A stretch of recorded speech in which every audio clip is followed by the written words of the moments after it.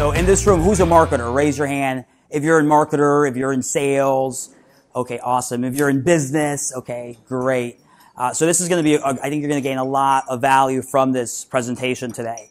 And before I begin and dive into the main course of what we're going to be talking about today, I want to share just a little bit about my story, because people buy not what you do, but it's why you do what you do. So I think it's important that you know kind of my background, where I came from.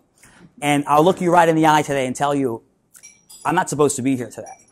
I'm not supposed to be here today. I grew up in one of the poorest areas of Miami, very crime-ridden. It was, where people don't really get a chance to get out of that, right? My parents, both immigrants, came to this country seeking a better opportunity, like most immigrants do.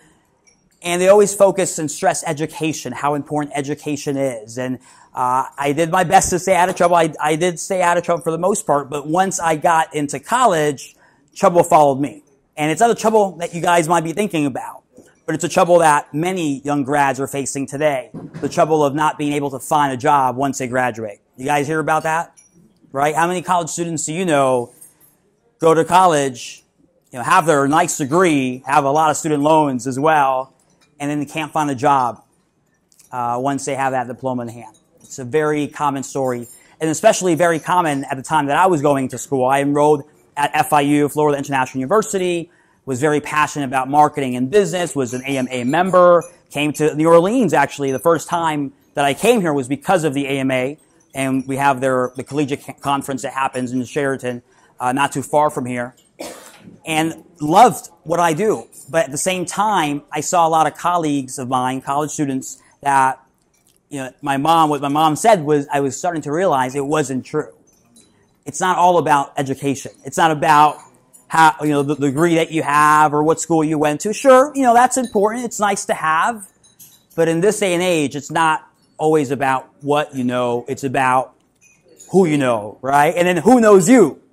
And what can you do for those people? And in college, we didn't really talk about that a lot, right? And experience is also another factor that I think is more important than education. But as a college student, what kind of internships is probably the only experience that you're able to get. And you can't rush experience either. It has to come naturally. But I realized that for me to get ahead in business, for me to get ahead in marketing and sales, it's about relationships. It's about networking. It's about making sure that you're meeting those movers and shakers, the influencers, that you're hanging around people that are smarter than you, right? If you're the smartest one in the room, you get out of that room and go find another room.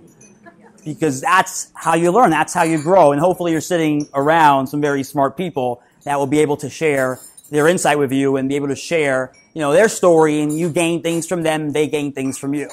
Now, why does LinkedIn play a part in this whole thing? Because my background, where I came from, I wasn't really surrounded by movers and shakers. They were moving into jail and shaking something else, right? It wasn't the kind of people that you want to be around with. So LinkedIn was what gave me the opportunity to say, hey, it's not people in my community, it's not people even in my college. I'm able to connect with anyone, really, because you even got the CEOs, the CMOs of Fortune 500 companies represented on this network. And you're not getting into the gatekeeper's inbox or calling the gatekeeper's phone number.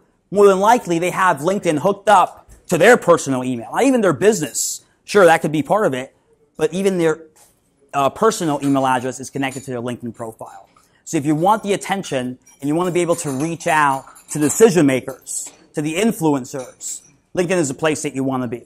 And I'm going to share with you the strategies, the tactics, the how of how we're going to be able to do this today. But yes, LinkedIn could help you become very successful. I'm a living testament to that. Came from nothing, and now I'm very blessed. I live the life that I want to live. I do something that I love for a living, which I think is very rare nowadays. You wake up, look at your Facebook feed, and you can see people complaining about Monday. Oh, crap, I got to go back to work today. Or, I hate my boss, or I hate my customers and clients.